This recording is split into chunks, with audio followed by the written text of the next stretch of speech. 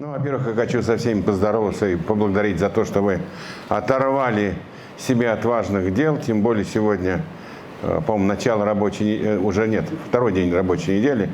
Я просто нахожусь в поездке, поэтому у меня все перепуталось. Вот, значит, я очень просто отвечу на этот вопрос. Я, собственно говоря, в КГБ пошел. Передо мной открывалась блестящая партийная карьера, не буду скрывать. И когда я сказал, что я хочу пойти в КГБ, мои руководители партийные, комсомольские так удивились. Мне на выбор тут же предложили ЦК в ЛКСМ, обком комсомола, Московский областной, руководящую должность. Предложили стать секретарем горкома в своем родном городе, а я ушел младшим оперуполномоченным. То есть это всех удивило, поскольку, я мог с самого начала работать, предположим, в ЦК. И я думаю, что я там мог бы сделать карьеру без всяких проблем. Но хотелось что-то сделать для страны, хотелось поработать в разведке. Наверное, в детстве эти были всякие книжки, «Щит и меч» и так далее, фильмы. Но хотелось себя проявить вот в этом качестве. Поэтому, когда я пришел в органы госбезопасности, я вам честно скажу, через примерно 5 лет мне стало так скучно и тошно, что начальник проходит и говорит: слушай, говорит, я все понимаю, ты уже все знаешь. Ты уже знаешь, куда нужно ходить, куда не нужно.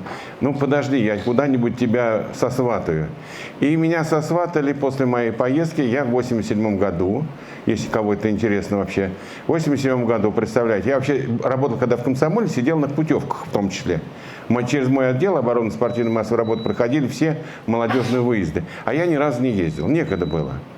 Ну и когда вот меня в 87 году меня пригласили в руководство Московского управления, говорят: через 3 месяца ты едешь под крышей Минпроса в Америку, по легенде ты преподаватель факультета иностранных языков. Я говорю: стоп, вы что, с ума сошли? Я уже 10 лет, кроме, так сказать, матерных английских слов, ничего не употреблял.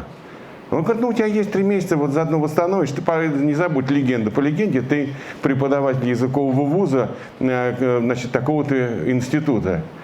Ну и, в общем, конечно, дело не в этом. Когда я приехал в Соединенные Штаты Америки, я был, в общем, человеком из 7 репрессированных. У меня дед был убит в ГУЛАГе, другие родственники тоже пострадали.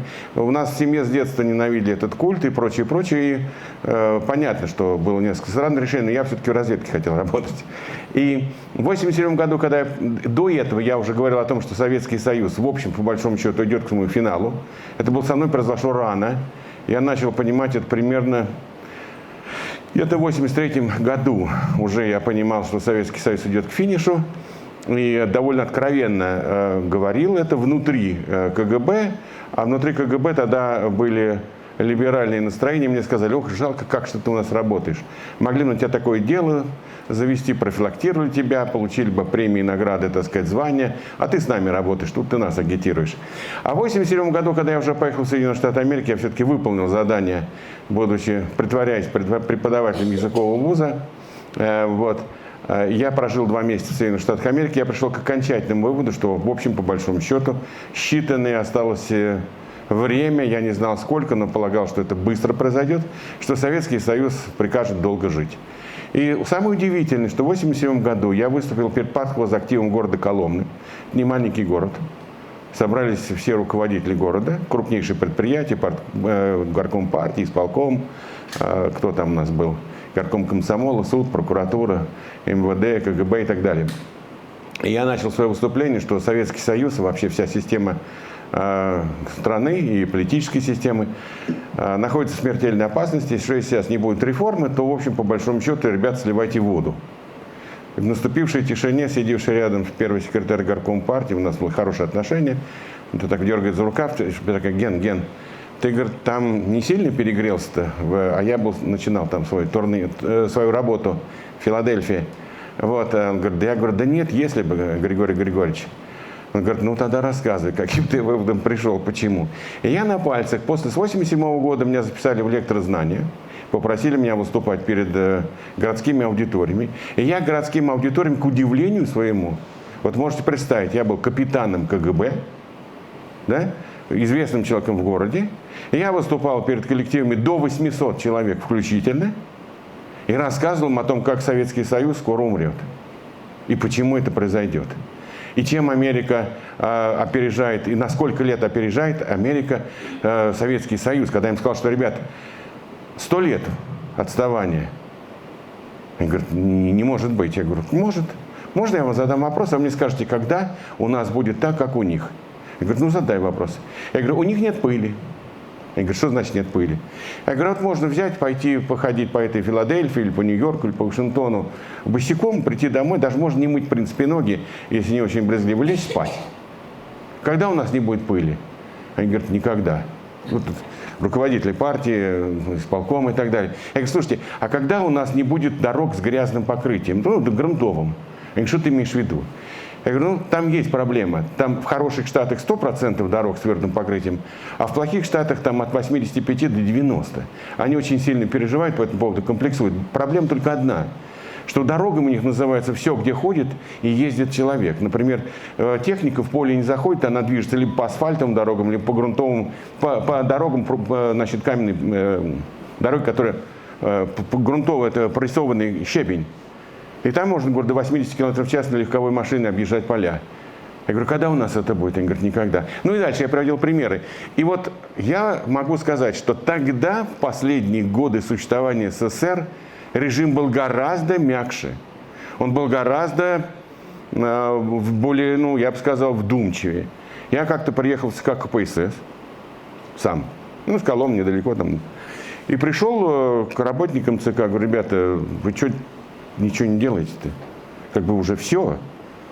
Сливайте воду или что-то делаете. И мы беседовали. И они говорят, вот, спасибо, что ты приехал, спасибо, что ты нам так говорил. Ты откуда? Я говорю, да я вот из Коломны, да я вот с КГБ, да я вот там. Ой, вот таких бы побольше.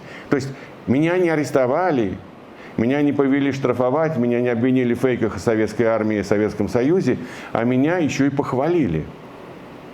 А когда я пришел к руководителю административного отдела ЦК КПСС, это был 1989, наверное, год, еще был 2 года до краха СССР, он занимал очень большую должность, был нашим генералом под крышей начальника, руководителя административного отдела ЦК КПСС.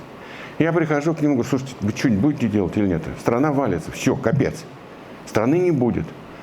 Он говорит, Гена, сейф видишь? Иди к сейфу. Бери любую папку. А там Грибцов секретно. Я говорю, что? Бери. Я говорю, меня потом не это самое, зачем мне потом расписки давать, что я там никому не расскажу, что я ознакомился. Он говорит, вытаскивай. Я вытаскиваю. Там идет аналитические, в этих папках, аналитические записки КГБ СССР о том, что СССРу капец, что такие-то процессы, что надо делать то-то, то-то, то-то. Я говорю, ну и я тоже говорю. Он говорит, а ты посмотри, вот там на имя Горбачева, да? Посмотри, что там написано. Там, знаете, такой бегунок обычно. Вот там Горбачев, Лигачев, там далее. Я говорю, ничего не написано. Он говорит, вот в этом-то вся и проблема. То есть партия не знала, чего делать тогда с Советским Союзом, какие реформы проводить, как их проводить. Все понимали, что они нужны. Но кончилось это все, естественно, уничтожением и исчезновением СССР не потому, что он был хорош или плохо, а потому что система управления и власть, она изгнила изнутри. Вот то же самое я заметил эти процессы, когда я уже ушел из КГБ, там мы не выполнили приказ Центра, нам дали команду стрелять в народ, это было в ночь с 19 на 20 августа 1991 года. Мы получили приказ от своего начальника, он совмещал должность начальника Московского управления и зампредседателя КГБ СССР. И они дали приказ нам, и я работал в Московском управлении, в службе контрразведки в этот момент, и это было крупнейшее, огромное управление, больше, чем полдивизии. Одних только офицерского состава, можете представить. Свой спецназ, своя наружка, своя там, что угодно, все было. Значит, и Альфа получила тоже, группа А тогда она была просто. И вот мы получили приказ стрелять в народ.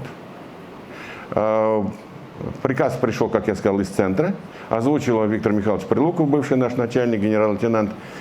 И по плану этому мы должны были вместе с группой А, разбившись на 3 колонны, смести нахрен все то, что там было в Москве. Получили двойной боекомплект, бронежилеты, Внизу стояли автобусы и карусы, водители боялись заглушить двигатель, потому что, не дай бог, что-то там не поедет, это будет там чуть ли не расстрельная статья. И вот мы получили приказ. И, понятно, все понимали, что это историческая политическая ответственность. Мы находились в контакте с ребятами из Альфы нынешней. И они тоже не хотели идти стрелять в народ. И мы отказались выполнить этот приказ. Мы потребовали личного распоряжения председателя КГБ СССР письменного, где было бы все написано, кто, как, что, какие пределы применения оружия, кто берет на себя ответственность за смерть, там, за расправы и так далее и тому подобное. Они просто нам устно сказали, любое подавление подавлять оружием безжалостно. Был такой приказ. И вот, когда меня спрашивают, почему ты выступал против власти, да потому что я увидел в 90-х годах все то же, что я уже видел раньше. И я понимал, к чему все это идет. Вот здесь сидит моя супруга, она не даст соврать. И когда я, будучи первый раз депутатом Государственной Думы, это был 2001 год, я вообще первый депутат российского 21-го столетия, и теперь тысячелетия, это уже у меня звание никто не сможет никогда отнять. Так получилось просто, я на выборах пришел. И когда я первый раз, вот она была свидетелем, прочитал Конституцию России всерьез, взял и прочитал. У меня было такое ощущение, что я кого-то похоронил близкого. Потому что я понял, что в стране капец. Я сказал это слово, только немножко в другом варианте, более точном. И я прекрасно понимал уже тогда, что Конституция, которую приняли после расстрела парламента в 1993 году, неизбежно приведет страну к катастрофе. К катастрофе, потому что Конституция уничтожила демократию как таковую. Уничтожила де юре. Де-факто еще что-то оставалось, а де юре просто исчезла. Потому что вся власть была отдана президенту, все механизмы контроля за властью были истреблены в этой Конституции. Назначение второй палаты, верхней палаты, которая всегда могла блокировать любые решения любых партий, любых политиков. Это полное назначение всех судей президентом. Это, значит, невозможность влиять на формирование правительства страны, политических институтов, общества и многое-многое другое. Когда я все это осознал, а я уже в этот момент стал там 2 недели был как депутатом Государственной Думы, но я, в общем, понял, что вопрос времени, когда Российская Федерация повторит судьбу Советского Союза. И власти у меня на самом деле первый жесткий конфликт, жесткий до угроз расправ, значит, посадок и так далее, произошел в 2004 году, когда я единственный выступил с объяснением, что же произошло на самом деле в Беслане. И когда я выступил с этим, объяснил, что, в общем, по большому счету, все то, что произошло в Беслане, и самое главное, то, что после него было, запрет на все демократические свободы слова, выборы региональных руководителей и так далее и тому подобное, запрет на там деятельность партий, блоков и так далее, это никак не было связано с борьбой с терроризмом. А так как я был к этому моменту зампредседателя Комитета безопасности и профессионалом в своей сфере, естественно, мне верили. И это вызвало дикое раздражение, злобу в Кремле. Меня вызвали во все инстанции, куда только могли. Вот, и объяснили, что они меня уничтожат. И предложили выступить мне с разоблачением самого себя на всех экранах, как мне сказал покойный нынче Косопкин, руководитель Главного управления внутренней политики, сказал: Гена, я тебе представляю все экраны России. Я говорю: молодец, спасибо. А что я должен сказать? Ты должен отказаться от всех своих слов и сделать все наоборот. Я говорю: нет, спасибо, Саша. Мы были на «ты» с ним. Я говорю: спасибо, Саша, такой вариант не пойдет. Ты же понимаешь, какие могут быть последствия? Я говорю: ну что ж, пусть они будут такие последствия.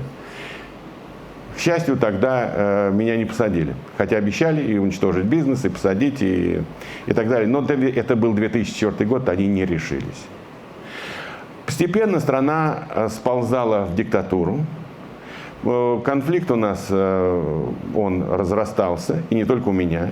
Вы знаете на примере Бориса Немцова. Борис Немцов – это ближайший товарищ Владимира Путина по опозданию на заседание правительства.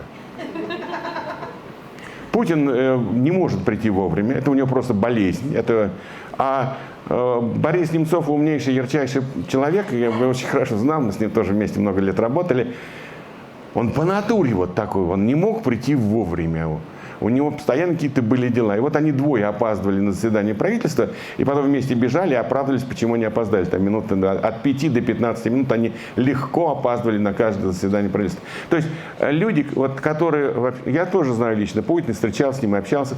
То есть те люди, которые понимали, куда идет страна, они стали вести себя уже по-другому. Это не мы изменились, это страна изменилась. И я прошел путь от контактов с Путиным, и, например, я был включен, озвучил тему необходимости реформы МВД, ну, потому что МВД было полностью прогнило, как бы. И Путин со мной согласился, и согласился с моим планом, и сказал: окей, давайте сформируем группу, давай, Геннадий Владимирович, входи в эту группу. Потом, естественно, чиновники побежали, испугались этой реформы, настоящей, которая могла быть, это был 7-8 год. И они, в общем-то, все это прекратили, а я там у них стал еще этим таким опасной персоной, которая, так сказать, с которым надо как бы заниматься. Вот, и они там пытались несколько раз мною заниматься. Поэтому, вот я не знаю, там, что тут конфликт интересов. Какой, вот, понимаете, нам, я имею в виду Борису Немцову, мне, там, Саше Лебедеву, такой был тоже депутат, член Совета Федерации, нам было что терять. Вот когда сейчас говорят, там, что-то вот там переобулся, не переобулся, я говорю: ребята, давайте так. Вот скажите, пожалуйста, кто из ваших, вот из критиков моих, отказался в силу идеологических и идейных соображений взять 5 миллионов евро наличными в чемодане? Тут есть кто-то отказался? Вот перед вами стоит человек, который отказался. Принесли 5 миллионов евро. Это был большой саквояж, это не дипломат. В дипломатии не помещается 5 миллионов евро, поверьте мне, даже 500 евровыми купюрами. Принесли приличный чемодан и говорят: вот тебе 5 миллионов евро, только отстань, только давай греби в другую сторону. Или, например, предложили должность губернатора, а сыну моему первому заместителя министра с перспективой министра или губернатора какого-то серьезного региона. Мы отказались. И Дмитрий, и я. Это в каком году было? Уточняющий вопрос. Дмитрию предложили в 2011 году, а мне еще раньше предложили войти в политсовет лично Грызлов и лично Косопкин, бывший начальник Главного управления наркополитики. Они сказали, еще Володин был. Он сказал, что если вот этих всех собрать, то больше этой фракции партии не будет, там несколько человек. Давайте, говорит, их интегрируем. Мне предлагали выступить на Красноярском съезде Единой России, войти в ее политсовет, занять достойное место, ну и получить соответствующие должности, там, возможность воровать, чего угодно. Поэтому, когда вот говорят, что там эти мои критики, что вот там кто-то переобулся, не переобулся, ребята, вы сначала, прежде чем говорить, откажитесь от чего-нибудь. Потому что, как сказал великий Орвелл, нет, не Орвелл, сейчас я вспомню, кто-то из не менее великих людей, что есть люди, которые говорят о чьей-то продажности, но их не покупали, их просто не покупали. Вот поэтому я своим оппонентам все время так отвечаю: ребята, вас просто не покупали. Поэтому вы можете говорить что угодно. А меня покупали.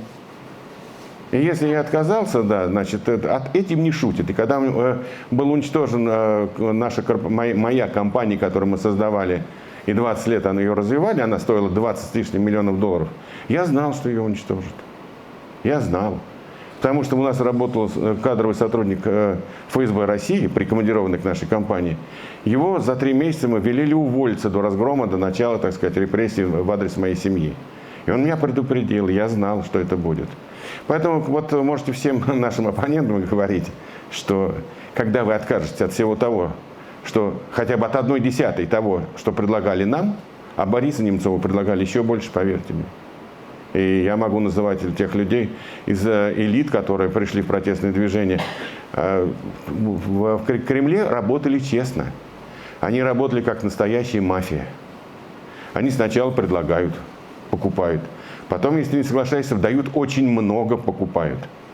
Потом они тебя предупреждают. Потом они с тобой начинают разбираться, только потом убивают.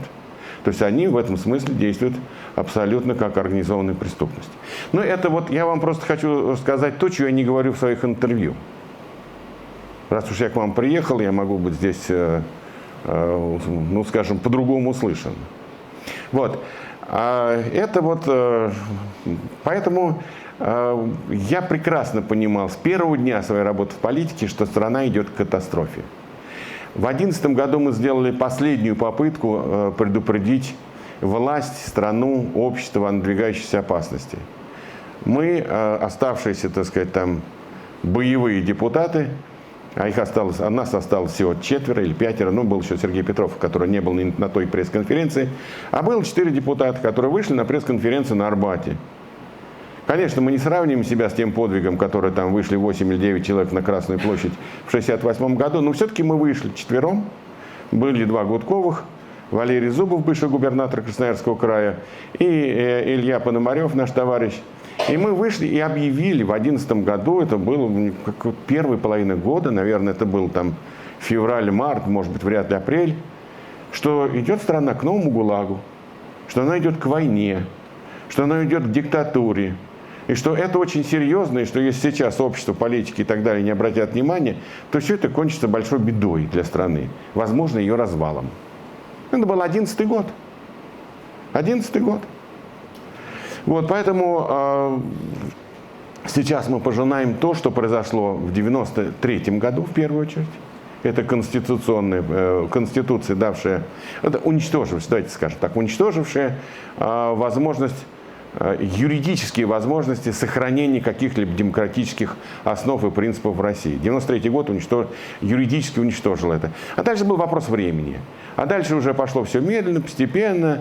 Ельцин не захотел использовать возможности абсолютного монарха. Или не смог, или, скорее всего, не захотел. Какие-то у него были принципы, какие-то у него были взгляды. А Путин, когда прочитал Конституцию, видимо, примерно в это же время, как и я, он все понял. Он понял, что он может делать все. И со страной, и с народом. Ну, а дальше вы все знаете прекрасно, чем это сегодня уже, ну, еще не сказать, что окончилось, а во что превратилась сегодняшняя Россия, какие сегодня есть у нас печальные перспективы, потому что никто не отменял возможность ядерной войны, никто ее не отменял. Я надеюсь, что, конечно, она в этот раз не случится, но это не факт, что она не случится в следующий раз. Вот поэтому мы с вами живем в какой-то переломный исторический период, который, с одной стороны, и в демократии показывает, что они имеют очень много серьезных недостатков. И демократия испорчена огромным миграционным потоком. Не потому, что мигранты в этом виноваты.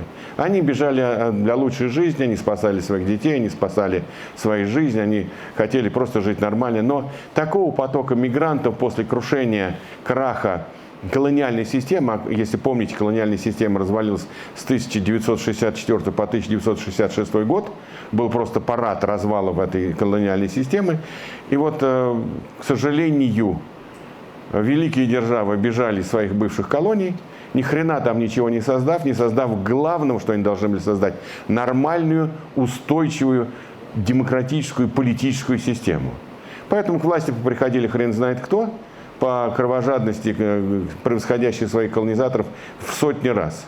Ну и получили мы 10-миллионные потоки мигрантов, которые, не обладая культурой, историей, не впитав в себя ценности демократии, не понимая, что это такое, они, конечно, внесли свою лепту в демократическую систему наиболее развитых, в первую очередь, европейских государств, ну и тоже Соединенных Штатов Америки. То, что мы сейчас с вами видим, это болезнь демократии. Я не знаю, когда сумеет демократия эти болезни излечить, найти какие-то выходы, найти какие-то противоядия. Ситуация в Соединенных Штатах Америки тяжелейшая, ситуация в Болгарии тяжелейшая, ситуация в Германии очень непростая, мягко выражаясь. Ситуация в Румынии, там чуть, вы видите, что чуть там не произошло, совсем чуть-чуть, а вообще должно было произойти. Мы сейчас не знаем, что там будет в Польше и так далее. То есть есть системные болезни демократии, которые сегодня мешают им противостоять диктатурам. И вот это я уже говорю в своих интервью, когда я вспоминаю эпизод, когда ко мне в кабинет, я еще был зампредседателя КГБ, комитета Госдумы по безопасности, вот, и ко мне приходит в кабинет молодежь, типа вот Дмитрия Некрасова, Дмитрия Гудкова, по-моему, был Макс Кац, я не помню, может быть и нет, но несколько таких вот молодых красивых ребят пришли ко мне и говорят: слушай, вноси законопроект. Я говорю, какой законопроект? А давай, говорит, мы сделаем так, мы предложим альтернативу каждому гражданину на избирательном участке. Он либо голосует, либо получает какие-то деньги. Я говорю, вы что, с ума сошли? Вы меня хотите вообще, так сказать, уничтожить? Он говорит, это что, отличная идея. У нас же половина людей голосуют все равно за кого, они вообще не знают за кого. Им лишь бы, так сказать, там кто-то что-то пообещал, кто-то что-то наврал. Они вообще не понимают, что делают. Я говорю, да мы же не можем, ну это же понимаете, демократия это равенство. Люди равны не только перед законом, мы должны уважать их мнение. Да нет, ты не понимаешь, вот, мы же не хотим нарушить их права, мы представляем альтернативу людям. Если ты хочешь получить сегодня $100, забери.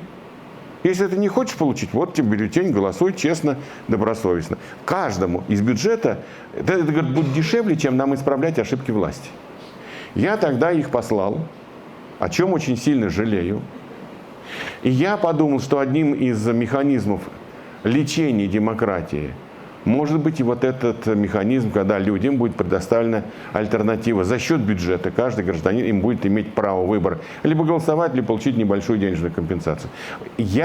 Это спорный момент, но я просто вспоминал тот разговор много раз. Я, конечно, отказался, я не внес этот законопроект в Государственную Думу, так он и остался в виде идеи. Но я сейчас все больше и больше думаю, что в нормальных развитых демократиях это могло бы очень сильно помочь. Осознанному выбору, могло бы помочь тем людям, которые думают о своей судьбе, перспективе, будущем и так далее, а не готовы поменять свой голос на сегодняшний, так сказать, там, поход в ресторан или в магазин. Мне кажется, что такие идеи надо сейчас обдумывать серьезно и предлагать, чтобы мы могли получить осознанную, вменяемую демократию, которая не будет руководствоваться, скажем так, ожиданиями только одного сегодняшнего дня. Ну, и потому что, вот, например, я же очень много знаю, как там, допустим, в Болгарии покупают цыган. Просто покупают, физически. И оказывается, что им все равно за кого. Они даже не знают, за кого они голосуют.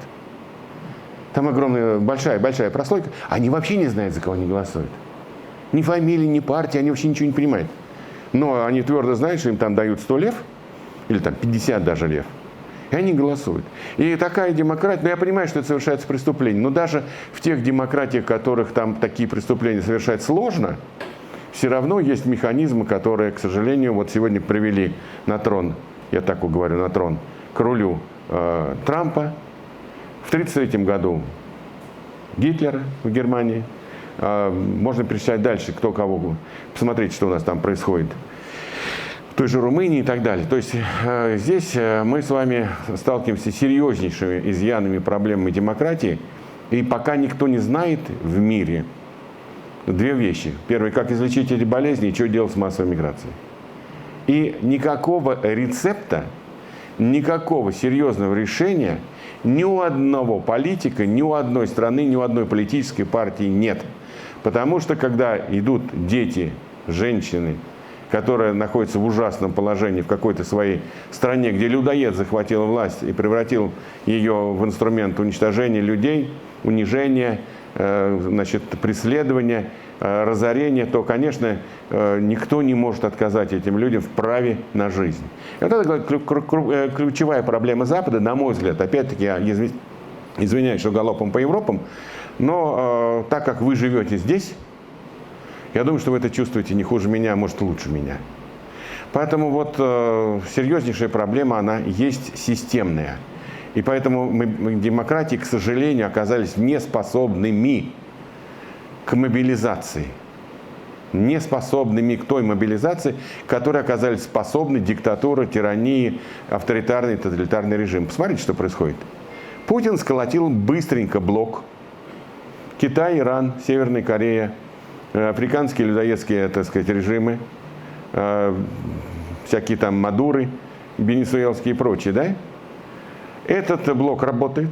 Путин мобилизовал оборонный сектор. Он просто, так сказать, там никаких не было 3 чтений, поправок. Был приказ, и оборонный сектор стал работать.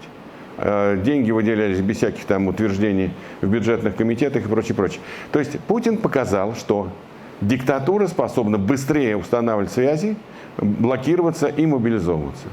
Чем ответили демократии? Чем они ответили? Осторожностью, толерантностью, глубокими озабоченностями. Нет, но, правда, начали поставлять оружие, но оказалось, что просто поставлять в таком количестве оружия нельзя, а поставлять больше, давать денег больше, у них оказалось, что могут избиратели сказать, что нельзя этого делать. А Путин тратит в день. Вот просто я эту цифру озвучиваю, эта цифра абсолютно реальная. $500 миллионов в день. Каждый, вот сегодня день прошел, нет 500 миллионов. А это примерно 75-180 миллиардов долларов в год. 150 официальный бюджет по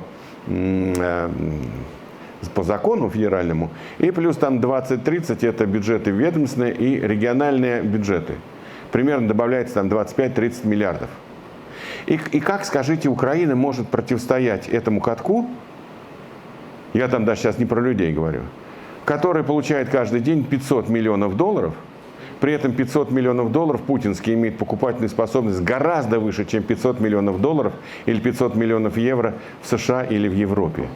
Снаряд стоит у Путина $500 примерно, 152-миллиметровый, а за снаряд 155-миллиметровый для гаубицы натовского образца недавно еще давали до 8 тысяч евро. Сейчас цена снижена за счет того, что какое-то производство началось, что-то они там восстановили. Но в целом сейчас, я думаю, что не ниже 3,5-4 тысяч евро платит Европа за каждый снаряд в 155 миллиметров. И как они хотят одолеть Путина, если они всего дают Украине, вся Европа дает около 40 миллиардов евро по году. 40 миллиардов, и Америка 40. И Украина добавляет свою тридцатку, она больше не может добавить. У нее получается 110 миллиардов евро, предположим, ну важно, долларов, не принципиально. Но это другая покупательная способность. Это другие образцы вооружений. Они получают в 3 раза меньше, чем Путин, пусть там менее качественные, менее современного оружия изготавливает, но тем не менее это все стреляет, убивает, это все взрывается и так далее и тому подобное. И вот демократии сегодня, почему сейчас вот Европа, вот она, вот на карту я просто смотрю, почему Европа, она все ждет Трампа, хотя уже ждать нечего, уже все понятно. Трамп будет сдавать Украину. Трамп союзник Путина. Агент он, не агент, уже не имеет никакого значения. 100%. Ну, вспомните мои слова через 2 недели. Вот. Что Европа делает? Она все надеется на Трампа. Что вдруг дедушка Трамп после 135-го звонка Макрон, то Макрон звонил Путину, надеялся, что его перевоспитать. Теперь Макрон звонит... Не, он хороший дядька, нормальный президент, правильно говорит, я к нему отношусь с большим уважением, но он все пытается перевоспитать Трампа. Они вот встретились с Зеленским пятером, сидели, поговорили, потом позвонили Трампу. Ну, Трамп, правда, наверное, не сказал, куда он там послал их, но я чувствую, что по всему послал. Вот. И поэтому Европа, она после 91 года, в чем сейчас проблема Европы? Она расслабилась. Они сочли, что холодная война выиграна, армии по большому счету не нужны, ядерное оружие как таковое уже, ну, в общем, превратилось в какой-то жупел, никто его употреблять не будет, хорошая жизнь, бюрократия работает в Париже 7 часов в день, со всеми выходными праздниками, загулами, кофе-брейками и так далее и тому подобное, 2 часа на обед, ну, в общем, хорошая жизнь. И были сокращены потенциалы, больше всех отличилась Германия. Она сократила свой потенциал на 73%. Военный и промышленный. Военно-промышленный. Вот вы можете представить, если бы Германия была обладателем крупнейшей, лучшей современной армии, военного производства, танки, самолеты, пушки там, и так далее, немецкое, все было лучше. На 73% они сократили свою оборонную промышленность, и огромное сокращение армии произошло. Такая же картина у всех, кроме Британии. Британия чуть-чуть сократила, всего на 42%. Вот. Она, правда, сейчас управляет положение, но Британия оказалась всех умней, как обычно. Единственное, что Соединенные Штаты сократили всего там на 12%, сейчас они уже догнали и перегнали те показатели, которые были во времена Холодной войны. И получается, что сейчас Европа, она же все время жила за большой спиной Соединенных Штатов Америки. Ядерный зонтик. Ну какой ядерный зонтик у Британии и Франции, при всем моем уважении к ним? По 300 ядерных зарядов. А у Путина 6 тысяч. Чем держалась Европа? Ядерным зонтиком Соединенных Штатов Америки, который имеет тот же самый потенциал. 5600 боеголовок, причем у них лучшие ракеты оснащены, особенно стратегическая триада, она лучше, чем российская. А сейчас нет ничего. И что говорит Макрон? Я сейчас, говорит, размещу ядерное оружие на территории восточных стран. Кто хочет? А что 300 зарядов Путина остановит, есть чего? У меня что-то сильно большие сомнения. И Европа, расслабившись, она вот когда утратила вот эту американскую поддержку, она осталась голой. Ну, почти. Слегка там кое-что прикрыто. Но в 2017 году мне рассказывают о встрече с Путиным. Приехали ряд стран Европы, их делегации, пообщаться с Путиным в Сочи. Не в Сочи, где он отдыхает? В Сочи, по-моему. В Сочах тогда он еще отдыхал. У него не было ни Геленджика, ни другого этого дворца. Вот. И они говорят, да, Владимир Владимирович, типа как бы извиняюсь, что ну вот мы там вынуждены сейчас поставить пункты, допустим, болгары говорят, пункт мониторинга кораблей на Черном море.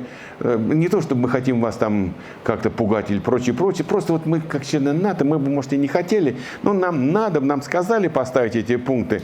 Там, и мы их поставим, чтобы контролировать это движение всех военно-морских кораблей. Не только ваших, но там и других кораблей. Вы не думайте. Но Путин, 17-й год. Он им говорит, ребята, да мы все знаем. Да ставьте, что хотите. Мы вообще не считаем Европу своим военным противником, говорит Путин. Это мне рассказывают люди, присутствующие на этой встрече. С какой стороны? С нашей стороны, которые присутствовали. Но они политики сейчас действующие. Вот. И Путин говорит, не рассматриваем вас как военного соперника.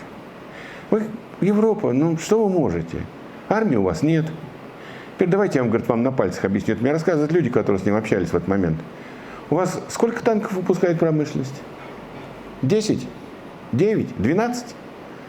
А для того, чтобы армию иметь, нужно 2-3. И полностью, так сказать, подготовить и персонал, и боеприпасы, и ЗИПы, и все прочее, и техническое обслуживание. Ваши танки не боеспособны. У вас их 15 штук, у вас запчастей на них на всех нет. У вас сколько бронемашин производится? 36? Прекрасно. И как вы хотите этим всем управлять? У вас, значит, а где, говорит, где ваш космос? А у Европы нет космоса до сих пор. А космос был американский. А сейчас Трамп говорит, ничего вам не дам. А у Европы нет космоса. У Европы есть деньги, они готовы сейчас запустить спутники, а время требуется. Нет космоса. И так далее. Сейчас вот оказывается, выясняется, что Европа очень сильно отстала от Соединенных Штатов Америки и от Китая по искусственному интеллекту. А сейчас искусственный интеллект – это 50% успеха на поле боя, если не больше. И вот уже в 2017 году состоялся такой разговор Путина с европейскими политиками, с некоторыми делегациями, которые там были. Они уже тогда понимали в Кремле, что Европа не боеспособна. Только Соединенные Штаты Америки. А если Трамп наш или кто-то еще, то Европа, в общем, как игрок серьезно и выбивается с этого поля. В 2019 году, чтобы вы понимали, как все... Я еще тогда даже, хотя мы предупреждали, что любая диктатура кончает войной, но мы не ожидали, что это будет война с Украиной. Даже мы не ожидали. Мы, как говорится, пессимисты. Вот, начиная уже с 2011 года предупреждали о том, что страна катится к войне. В 2019 году ко мне приходит в офис Валерий Соловей, знаете такого. Он умнейший дядька, на самом деле, я его уважаю, у меня с ним хорошие отношения. Мы с ним сидим, пьем кофе, я его уговариваю, чтобы он пошел кандидатом в депутаты по 2019 год, уж не помню куда. В Московский городской парламент. Он говорит, не, я не могу, он отказывается под предлогом там семейных проблем. Вот. Но мы с ним сидим, пьем кофе, он говорит, слушай, а ты знаешь, что, говорит, в Кремле они сейчас говорят? Что он мне говорит? Я говорю, да, а что говорит? Валерий Дмитриевич, скажи. Он говорит, они вообще хотят напасть на страны Балтии, говорят об этом. Я говорю, я ему не верю, естественно. Я говорю, Валерий Дмитриевич, что, они совсем идиоты? Там же НАТО, там 5-я статья. А он мне говорит, они считают, что ничего не будет. Я говорю, как так? Он говорит, ты пойми, это еще не планы. Это не планы. Это просто такие постоянные разговоры на эту тему. Вот они рассказывают, рассуждают как. Вот мы ударим по странам Балтии. А что они в ответ сделают? Начнут ядерную войну с нами? Вряд ли. Они что, идиоты, чтобы, так сказать, риск взаимного уничтожения третьей цивилизации? Не пойдут они на это. Повыпендриваются и примут это как должное. И я тогда ему не поверил до конца. Я начал перепроверять. Я встречаюсь с близким Путину человеком. Он мне говорит, ты знаешь, говорит, Володя какой-то немножко странный в последнее время стал. Мы там что-то говорили про политику, что куда идет страна, что совсем это все плохо, надо что-то как-то срочно менять. И, может быть, Путин сам все-таки одумается, начнет сам менять. Я задаю этот вопрос царедворцу одному, близкому. Он говорит, знаешь, Володя какой-то странный в последнее время. Ему вообще это неинтересно, что в стране. Я говорю, ты что ты говоришь-то? Кризис назревает, политический, ему ничего интересного. Тут плохо, тут плохо, тут плохо. Ему вообще это сейчас неинтересно. Он сидит сейчас часами с какими-то военными, какими-то конструкторами. Они какие-то там смотрят фильмы про какие-то там пуски, ракеты, танки, пушки, самолеты. Я говорю, вообще там, это вообще внутренняя политика, даже забудь. Вот ему вообще сейчас ничего не интересно. Я, конечно, выразил свое отношение в простых и понятных, так сказать, словах. Был очень удивлен таким ответом. И только годы спустя я понял, что уже тогда Путин готовился к войне. Они тогда еще не решили, на кого они будут нападать. Они тогда еще не решили, каковы будут их планы и замыслы. Но уже тогда они активно готовили оборонный комплекс, разработки какие-то определенные к боевым действиям. То есть вот то, что произошло 24 февраля 22 года, совершенно не было случайностью. Это была абсолютно заранее, заблаговременно подготовленная операция военная, которая преследовала две цели. Первая цель – это отомстить Украине. Нет, первая цель – сохранить власть, укрепить власть. Путину понравился Крымский консенсус. Он решил еще раз проехаться на войне, на теме войны захвата территории, чтобы его сочли там Владимиром Великим, Мономахом и прочее, прочее, и чтобы обезопасить свой рейтинг, который в 2019 году уже начал вибрировать и снижаться.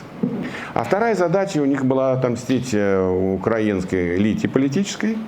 Они считали Януковича последней сволочью и предателем, потому что Януковичу были даны немеренные количества, немеренные ресурсы, как финансовые, энергетические и так далее. У него была только одна задача у Януковича – привести Украину в состав нового союзного государства. У него другой задачи не было. А Янукович слил. И они решили, второй мотив – это было вот отмщение Украине за то, что она, как Янукович. Янукович вообще хотели убить. Ему просто повезло. Потому что когда его уже собирались совсем ликвидировать, кто-то сказал в Кремле, не помню, мне говорили кто, но кто-то из царедворцев сказал, что он нам еще пригодится, давайте подумаем. Может быть, у нас потом мы его на царство поставим. И таким образом это спасло Януковичу жизнь.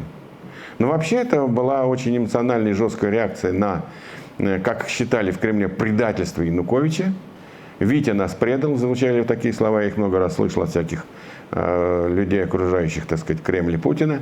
И вот два этих мотива, они и были положены, и послужили, может быть, катализатором именно то, что вот против Украины будет начата вот эта широкомасштабная агрессия, потому что, я говорю, что шли разговоры с 2019 года, они шибанули нам по Прибалтике, по странам Балтии.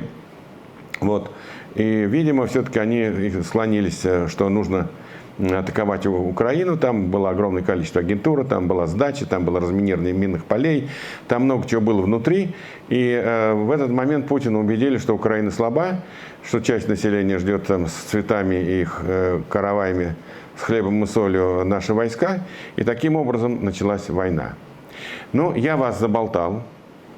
Я на этом позволю себе закончить вот вводную, не вводную, я не знаю, мою лекцию о международном положении или междугородном положении.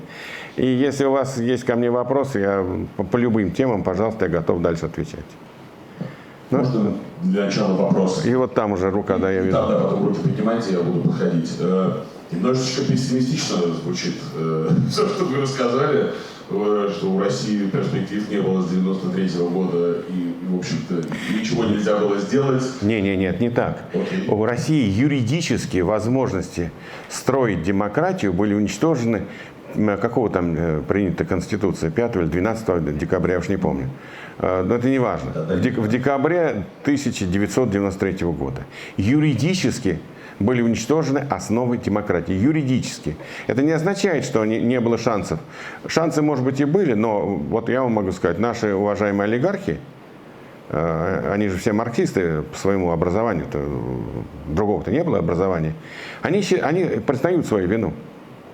За то, что они, увлекшись экономическими и финансовыми преобразованиями, забыли, что еще надо сделать политическую систему. Типа базис определяет сознание, политическую настройку.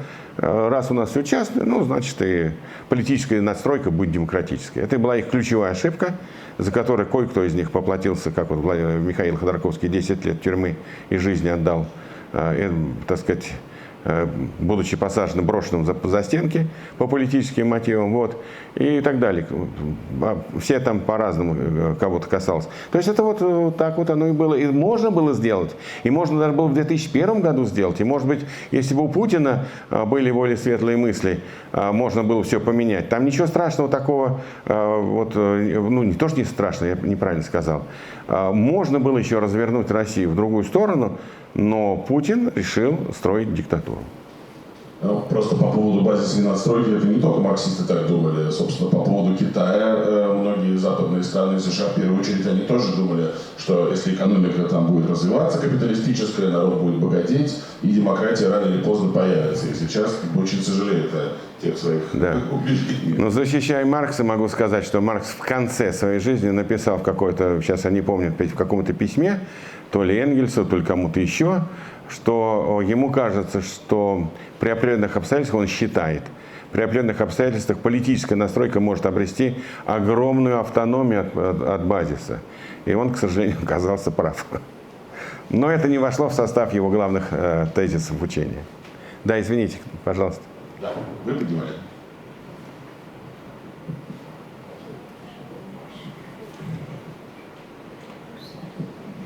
Здравствуйте. У меня такой вопрос. Вы знаете, наверное, как никто другой здесь, собственно, систему изнутри, в том числе и силовую систему.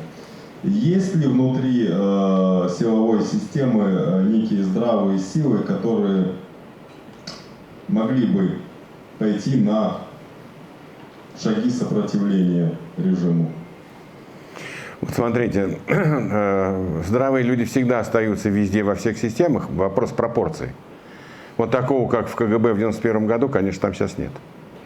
Когда массовое было настроение, в народ не стрелять ни при каких условиях. И ведь нам же говорили, что мы всех стенки лишим, там, снимем погоны и прочее, прочее, но были массовые настроения не стрелять в народ. Сейчас таких массовых настроений нет. Есть ли здравые люди в системе? Есть всегда. Они есть в администрации президента, они есть в прокуратуре, они есть в ФСБ, они есть в МВД, но их мало. И они не влияют сейчас на принятие решений. Поэтому, если мы говорим сейчас о смене режима, то я, например, считаю, самой реальной возможностью сменить режим, это если будет дворцовый переворот, под который пока не созрели условия. Если мы будем ждать революцию, ну не ждать, пусть помогать, готовить, там, формировать сознание, я думаю, что это будет более долгий процесс. А вот то, что может произойти внутри, это другой вопрос. Пригожинский бунт показал, что есть люди, которые, даже не будучи нашими сторонниками, могут сыграть роль могильщика режима. Вот. Какие там могут возникнуть? Я все время ждал, когда Путин вступит в непримиримый конфликт с своими генералами, но для этого нужно было военное поражение тяжелое, а его не было. И поэтому Путин до сих пор поддерживает с генералами очень мягкие, добрые отношения, они являются членами его команды. Все какие-то там перестановки, они не жесткие, они не какие-то там не связаны с гонениями, с публичными порками и так далее. То есть люди есть, но надеяться на это можем только как на удачу, на везение, на...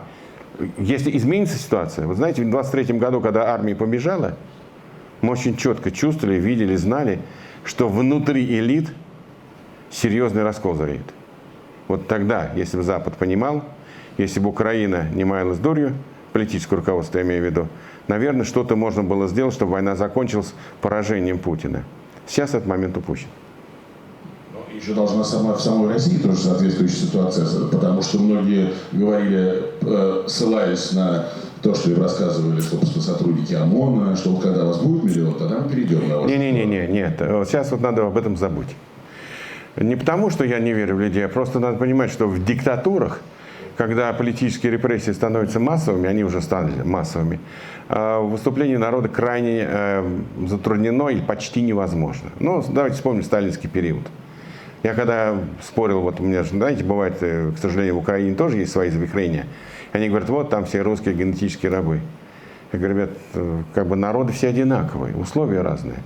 Нет. Я говорю, слушайте, а вы вот не думаете, что мы с вами жили одной историей, одной судьбой, одним государством, и ни одна сволочь Сталина не пришибла за 30 с лишним лет его нахождения у власти. Никто это не сделал. Что? Значит, все тогда вместе мы были генетическими рабами, включая украинцев, белорусов, русских, казахов и так далее и тому подобное.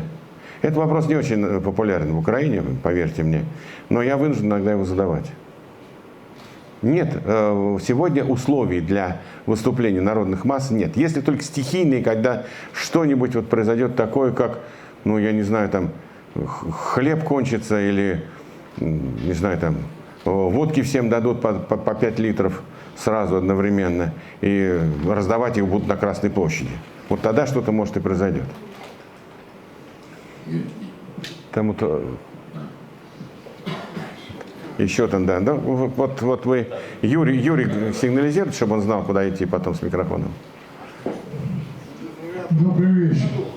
Мой вопрос возник в связи с тем, что вы сказали, что вы общаетесь и дружите с Валерием Соловьем, а вы... Ну, я к нему очень хорошо отношусь, мы с ним знакомы, мы с ним, можно сказать, товарищи, но, чтобы сказал, там дружим и плотно общаемся, он сейчас в России. А я объявлен там экстремистом, террористом и всем прочим наградами награжден. Ну, а с его знаменитым рассказом о смерти Путина вы это подтверждаете? Или... Нет, к сожалению, опровергаю, к сожалению. Я вынужден опровергнуть. Это хорошая сказка. Валерий Соловей, он искренне считает, что эта сказка ослабляет Путина. Эту сказку ему удалось согласовать как-то.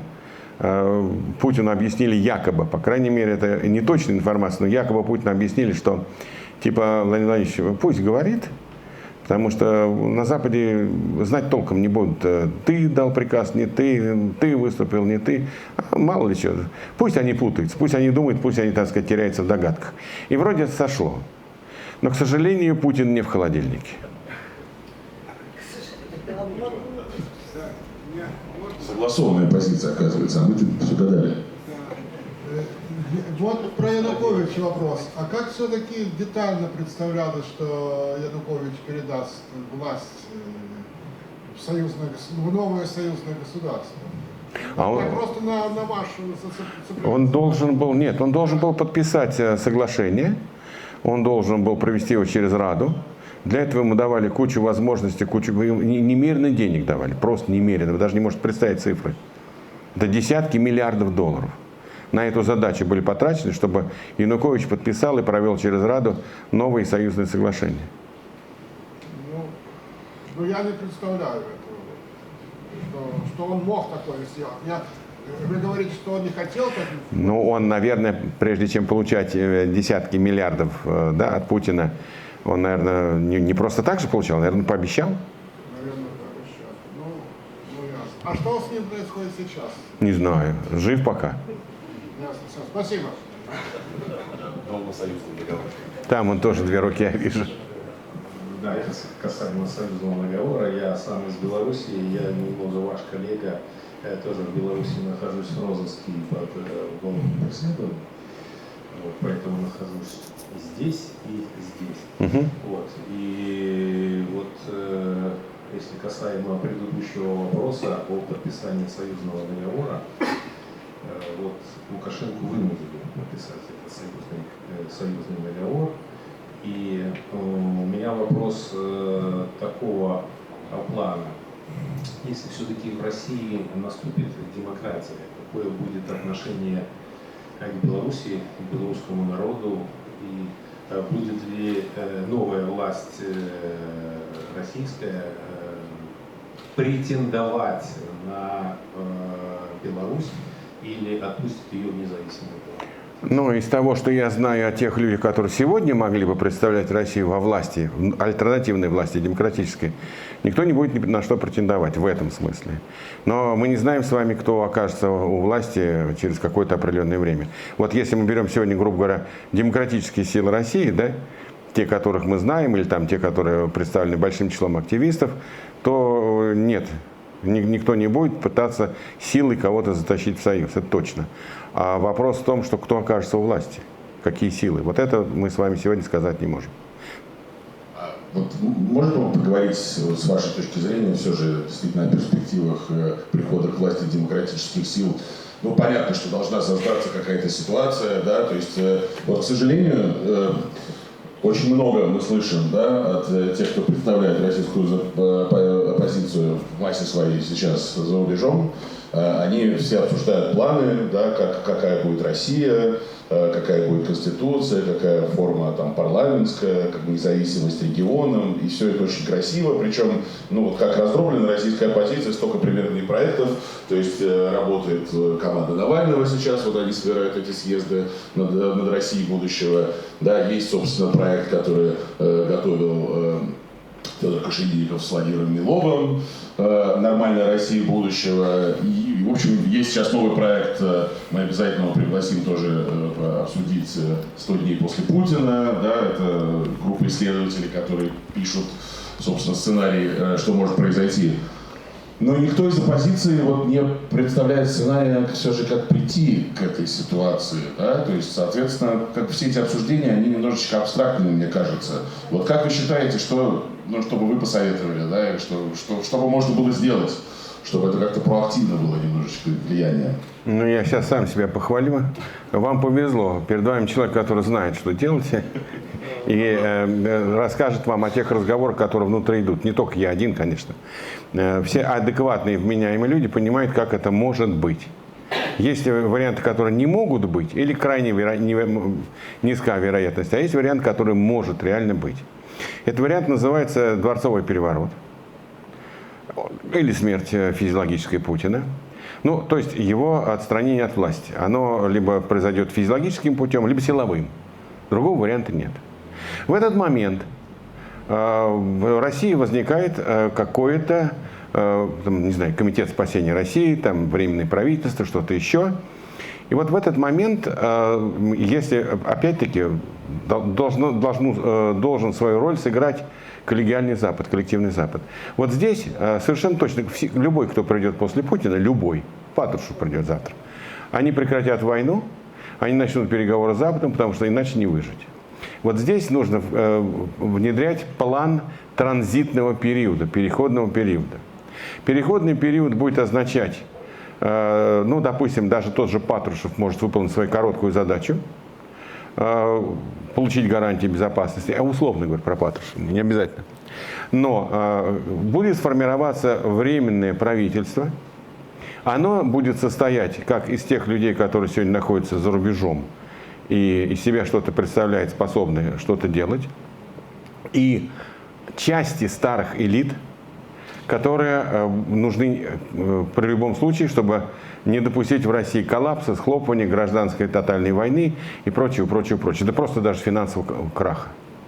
Потому что Министерство финансов, Центральный банк должен работать при любой погоде.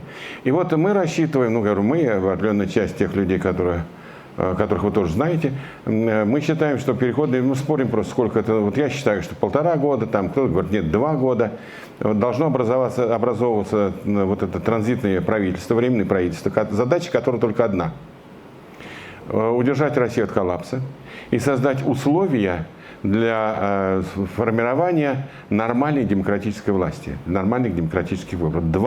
Две задачи. И при этом мы прекрасно понимаем, что в условиях транзитного периода временное законодательство устранение тех репрессивных и прочих законов, которые наплодила путинская администрация, это освобождение из тюрем политзаключенных, это начало судебных процессов по тем основным виновникам того, что произошло с Россией. Это временное законодательство, да, которое должно быть просто принято, я не знаю, каким-то образом, но понятно, что не Дума будет распущена, Совет Федерации будет распущен и так далее. И мы видим, вот, что этот транзитный период, он подготовит новые выборы. Скорее всего, от этих выборов будут отстранены активные сторонники, должны быть отстранены активные сторонники путинского режима, те, кто не будет находиться под судом и следствием, потому что они, чтобы не путались пока под ногами, временно, к сожалению, так придется делать. Это не диктатура пролетариата, это не диктатура какого-то класса, но ограничительные меры. И здесь важно давление Запада, которое будет настаивать на таком варианте, помогать, содействовать и так далее и тому подобное. Другого варианта нет. Я, по крайней мере, и мои коллеги не видят. Если говорить о прекрасной России будущего, то возникает подлый вопрос. Ребята, а каким образом Путина свергать будем? Если нет такого сценария и понимания, то все остальные разговоры о прекрасном будущем России, они бессмысленны. Потому что Путин при современной... да, кстати говоря, вам забыл рассказать, как он заботится о своем здоровье. Вот у нас просто есть человек, который знает это хорошо.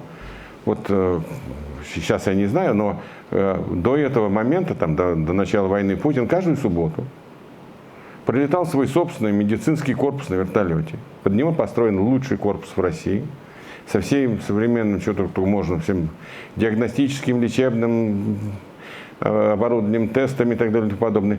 И всю субботу он проводил там профилактические, оздоровительные процедуры, контроль здоровья и так далее. Это нам рассказал человек, который занимал серьезную должность в этой структуре. Не ФСО, нет. Вот был же какой-то в медицине, да. Человек, который служил в ФСО. Да, кремлевским, да. И вот он же не просто так, я когда даю интервью, я же не просто так говорю, что дочки Путина, не дочки, а еще там и ученые говорят, что его могут оцифровать. Если он еще проживет лет 20, то современные компьютерные техники, искусственный интеллект, artificial интеллект, он сможет оцифровать личность Путина. Он этой надеждой живет. Живет надеждой еще прожить лет 20. И делает многое для того, чтобы так оно и случилось. Поэтому если мы будем просто ждать, или вот что будет прекрасная Россия после Путина, я точно не рассчитываю на такой сценарий дождаться. Потому что, в отличие от меня, у него гораздо больше возможностей для сохранения своего здоровья. То есть совершенно очевидно, что ключевой вопрос, как будем свергать Путина. И кто. Мы с вами не сделаем этого. Мы можем подсказать, мы можем объяснить, мы можем сказать, что это будет величайшим благом для всего человечества, для всего мира. Но это будут делать те, кто внутри. Те, кого мы сейчас не знаем и кого не знает Путин. Иначе, когда говорят, а кто может стать главой антипутинского заговора и свержения его? Я говорю, ребята, любая фамилия, которая возникает реально, она уже, считайте, что его нет. Уже объявлены пышные похороны. То есть это же глупо. Дворцовый переворот происходит неожиданно для всех, и в первую очередь для того, кто в этом дворце главный. Вот, вы помните, когда убивали последнего этого римского императора, там и Брут тыкал в него его ближайший, так сказать, сподвижник своим кинжалом. Поэтому только свержение изнутри, внутриэлитный переворот, как он произойдет, каким образом, это уже одному... Либо физиологическая смерть Путина по каким-то причинам. Что будет мотивация того человека, который будет проводить дворцовый переворот, и можем ли мы помочь ему развить эту мотивацию? Мы не можем ему помочь, мы можем помогать, нет, и помешать тоже не можем. Мы можем только формировать точку зрения на эту тему реальных игроков. А реальные игроки – это Соединенные Штаты Америки, это Европейский Союз, это европейские политики. И, к сожалению, выпавшие из этого прекрасного союза политическое руководство Украины, они не понимают вот этой задачи. Если мы их сподвигнем к тому, что они все-таки будут создавать условия, которые будут расшатывать внутренние основы режима, вот это наша задача. Если мы вам объясним, что Путина так не взять, что мы должны расшатать несущие основы его власти. А для этого нужно сделать то-то, то-то, то-то, то-то. Просто им объяснять. Вот это все, что мы сейчас можем с вами реально делать, и это надо делать, кстати говоря. Вот.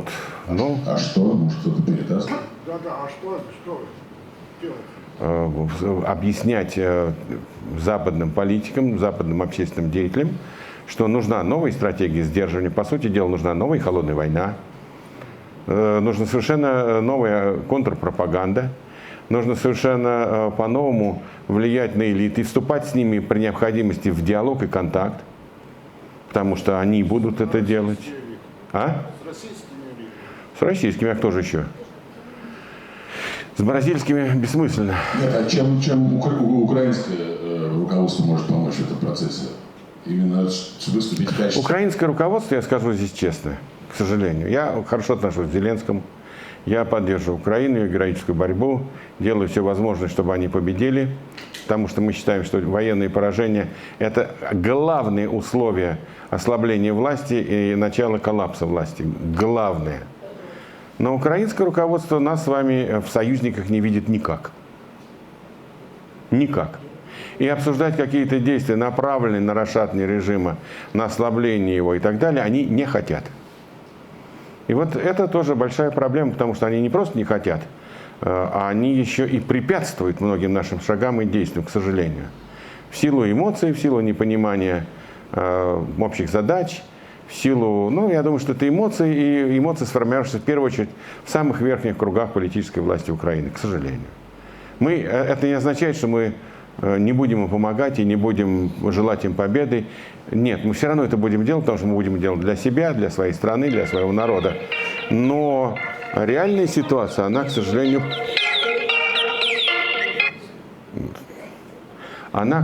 очень, не очень хорошая, мягко выражаясь. Можно, да? Да? Вот как раз вот в эту тему немножечко хочу добавить. Я из Кёльна, у нас там есть так называемый Копель-форум, может быть, слышали, да? Что? Копель-форум. Да. Ну, там на основании его жизни, работ, там создан серьезная организация, которая, в общем-то, занимается и правозащитной деятельностью, но там все на немецком. И вот недавно, вот я там поучаствовал, конечно, я даже многих расстрою сейчас, и вас в том числе. Есть такая книга, выпустила профессор Шпан. Говорит о том, что здесь очень большой нетверк в Европе как таковой, который организован был вот именно Путиным с момента его выхода. То есть здесь Что было, не понял, какое слово? Нетверк — это сеть агентов влияния, от актеров, сумасшедшие деньги здесь гуляют, подкупаются. Вот мы сейчас видим по последним выборам, кто приходит. Вот. И когда вот я эту книгу, я ее, конечно, купил, да, она есть в сетях, если кто-то хочет, я могу сюда поделиться, вам оставить. Вот там описывается, как здесь проникновение, в общем, все эти путинской хевры здесь проистекает. Я так понял, что вот я сейчас в этом зале, не знаю, может, кто-то есть из его агентов здесь тоже. Вот. Я ничего Я бы обиделся, если бы не было никого. Послушайте меня, я сам был в шоке. Я был в шоке от этого, потому что я интересуюсь политикой немножко, слушаю так всего, да. Вот. И вот вы в своем повествовании немножко сказали об этом, и вот это именно вот эта вещь, что здесь сейчас у нас очень сильное влияние. Вот мы просто этого не знаем. Я когда подошел к этой, там два профессора, один представлял, а другая представляла тут книгу.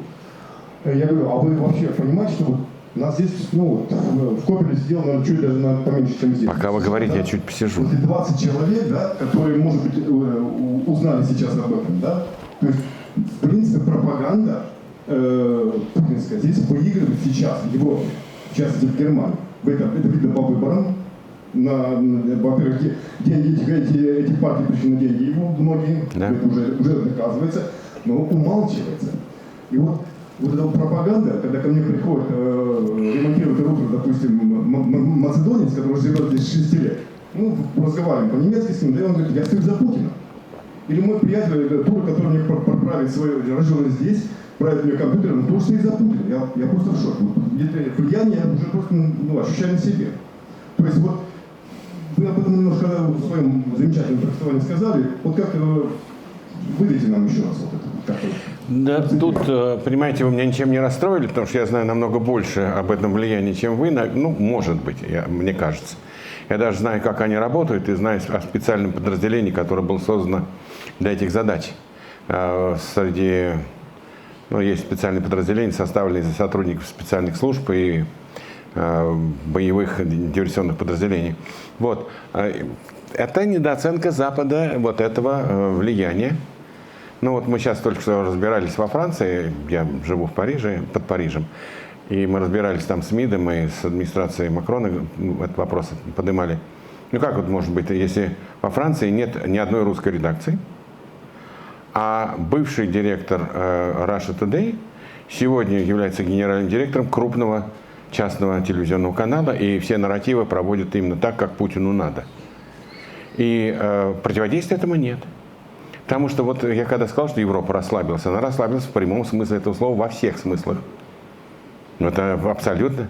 И почему я говорю, что мы сейчас, вот опять говорю мы, тех товарищей, которых я хорошо знаю, мы сейчас вот очень хорошую подготовили статью, там и Слава Иноземцев, Дмитрий Гудков, они там вместе написали среднесрочную стратегию сдерживания.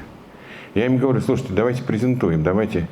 Но они вот пока, не то что боятся, но они считают, что вот надо немножко доработать и тогда уже ее опубликовать. Но это стратегия сдерживания не для нас, а для европейских государств, Европейского Союза, Соединенных Штатов Америки там, и так далее, демократического мира.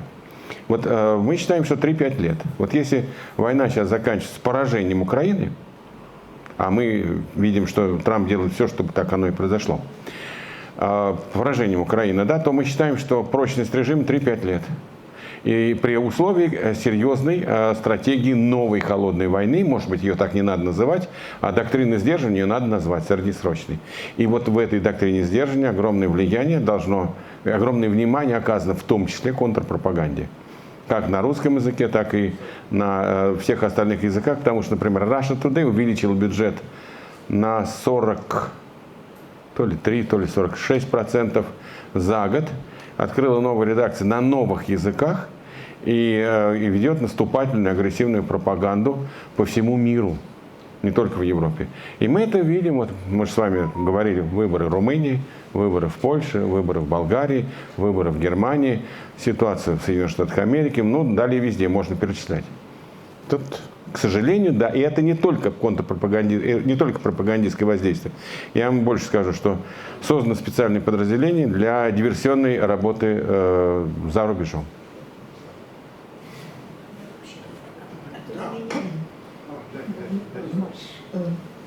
Еще раз добрый день.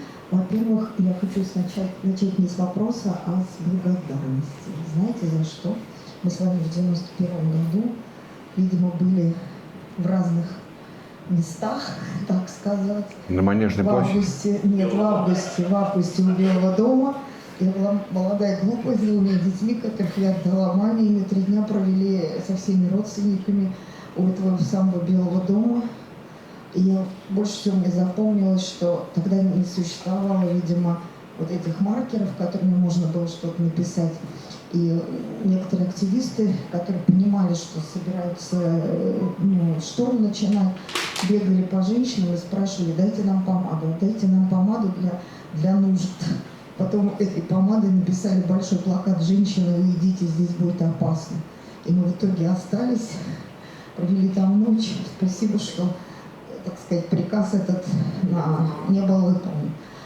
Вот. А вопрос у меня примерно такой. Значит, вот я сейчас распространяла тоже информацию про нашу встречу, поймала, как естественно, много хейта на тему о том, что вот вы там собираетесь, занимаетесь где-то там за границей, тусуетесь, это все вообще никакого значения не имеет, что там за ерунда, только те, кто внутри России, могут что-то сделать. То есть повторяет то, что говорит там Лев Шлосберг, например. И вот как вы считаете, насколько лучше, что вы все-таки вы и Карамурза остались за границей и что-то все-таки делаете, или вот позиция Льва Шлосберга, что самое главное, мы внутри, Даже если мы сядем и не сможем вообще ничего делать, это все равно самое главное быть внутри. Да нет, но опыт холодной войны показывает, что Советский Союз был повержен снаружи. Он подготовлены, все условия для вот того 91 года, они были снаружи. И я все время говорю, когда встречаюсь там с политиками, которые вот сейчас наш товарищ Ивнелос Зингерис, депутат Европейского парламента, он сейчас занимается чем? Он сейчас занимается спасением холдинга «Радио Свобода», «Свободная Европа». Вот сейчас, видимо, Европа возьмет на себя финансирование этого холдинга, но проблема в чем? Американцы должны передать это на баланс Европе. И это должно быть решение Конгресса, по-другому там никак не получается. Вот, я почему говорю? Я когда вот спорю там со своими коллегами в политике, я говорю, ребята, вы знаете, я считаю, что Сева Новгородцев, который уехал из Советского Союза или там сбежал, как угодно, он сыграл не меньшую роль в подготовке революции 91 года, чем, может быть, там многие санкции, которые были приняты после афганского вторжения. Может быть, даже и большую, да, потому что я думаю, что здесь все, кто там и родом из Советского Союза, да, вот кто-то вырос. И поэтому слово, оно всегда значит не меньше, чем дело. Да? Сначала было слово написано в Библии, по-моему, сперва было слово. Я считаю, что соединение усилий, как внутри, так и снаружи, они сегодня не могут внутри ничего делать. Но мы должны их поддерживать. И мы должны признавать их нормальными людьми, которые ждут своего часа. Это наш резерв. Это люди, которых мы уважаем за их общие с нами взгляды. И мы должны давать им пример, мы должны говорить, чтобы они не чувствовали, что они сходят с ума. Потому что когда вокруг тебя, так сказать, все кричат «Да здравствует фюрер», у тебя возникает стойкое впечатление, что похоже, что ты сошел с ума, это не такой, как все. Поэтому нет, мы делаем правильные с вами дела. Что можем. Да, пока еще Запад не понял, что нужно делать с Путиным, еще не выстроил свои стратегии, но они хоть поняли, что они не выстроили этой стратегии. Это уже плюс. Вот. Следующее, конечно, они должны будут идти каким-то путем, и Европа это понимает лучше. В Соединенных Штатах пока еще там ничего не понимают, ну, по крайней мере, трамповская администрация. Но, тем не менее, мы с вами делаем правильное дело, потому что мы же с вами звоним, общаемся, разговариваем, где-то выступаем, формируем общественное мнение, противостоим чему-то. Это важная работа. У нас в Париже, опять-таки, была встреча, ну, как у нас там политический такой клуб, и мы там встречались. И был Марк Фейган, наш товарищ. Вот. И вот он вышел, он говорит, ну вот, типа, вот иммиграция, вот мы в эмиграции, вот что вот эта иммиграция? Да, вот она в 2020 году уехала из России, и они все умерли, они так и не смогли вернуться, большевики их победили. Ну вот он так выступил, сказал, ну, он много чего хорошего сказал, но вот этот эпизод. И выходят представители вот этой потомки той эмиграции, говорят, Марк, ты не прав. Мы боролись с этим режимом. Да, это оказалось дольше, да, это оказалось сложнее, но мы с ним боролись, и мы его в конечном итоге все равно победили. Вот я хочу сказать, что это сказали потомки вот той миграции, которая сначала в Берлине оказалась, а потом по известным причинам переместилась в Париж большей частью. Они победили они не Советский Союз, они победили большевизм, они победили военный коммунизм, и они одержали победу. И 91 год, революция – это итог и результат соединения всех усилий всех людей. Да, кто-то сыграл большую роль, как Сева Новгородцев, а кто-то сыграл меньшую, но тем не менее каждый внес свою лепту в эту общую победу. Так будет и в этот раз с Путиным. Просто мы должны понимать, что мы все равно на правильном пути, мы все равно победим. Да, это может оказаться сложнее и дольше, но итог один – Путин проиграет. Он не может выиграть. Даже в силу физиологических причин он все равно проиграет.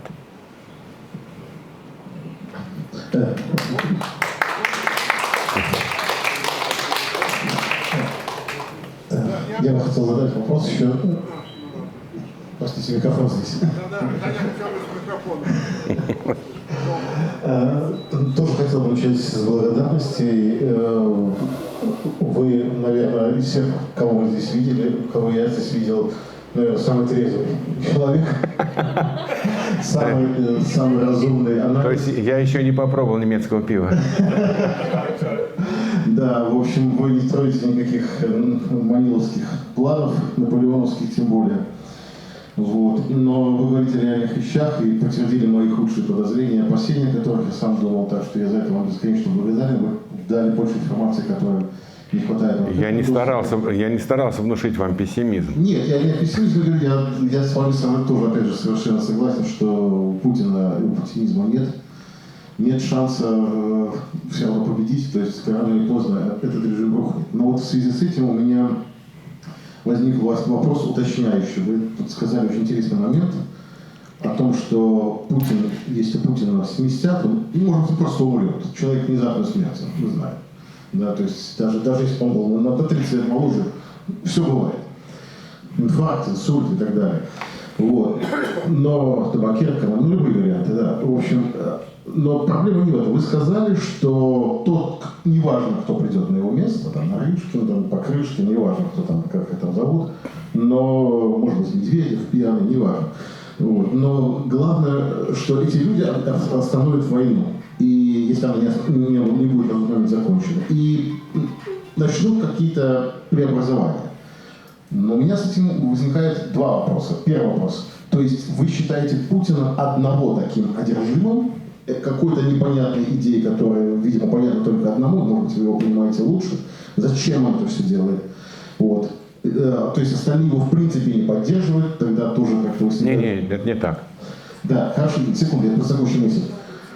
А если это не так, то зачем им что-то менять, если у него тем более получится нанести поражение Украине? Кстати, я не понимаю конкретно, как это поражение должно выглядеть, чтобы не было партизанской войны, бандеровщины, в кавычках, так сказать, я в позитивном плане, сопротивление этому режиму со стороны украинцев национальному, так сказать, здоровому, на мой взгляд.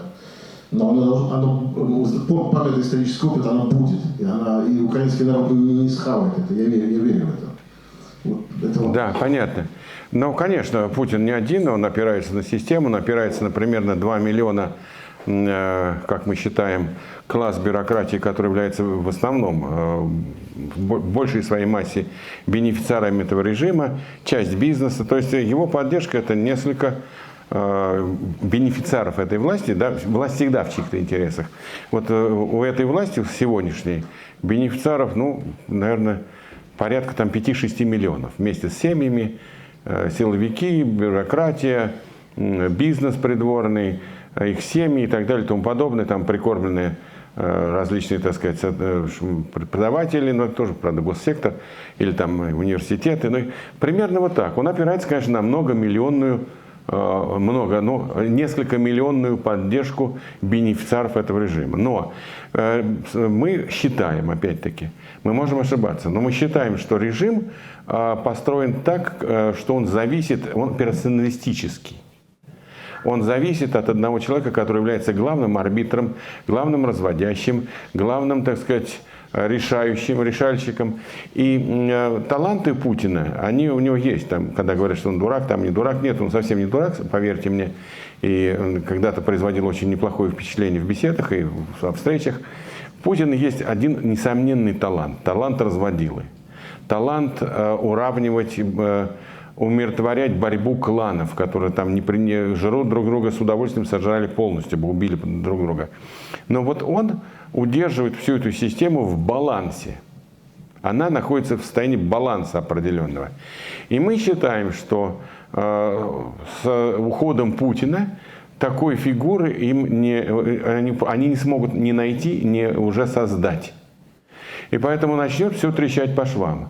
А когда они поймут, что это начнет все трещать по швам, они будут вынуждены либо думать о собственной безопасности, либо искать какие-то варианты, как изменить ситуацию так, чтобы их потом там не замели куда-нибудь в Гаагу, или еще похуже, до Гааги надо дожить и доехать до Гааги. Не всем это удавалось.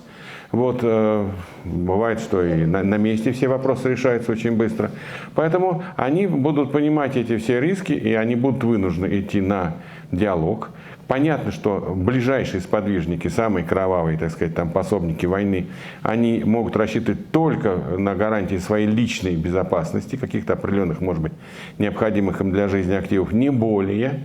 Но остальная часть элиты, она может рассчитывать на диалог и на соучастие в реформах, которые будут в России.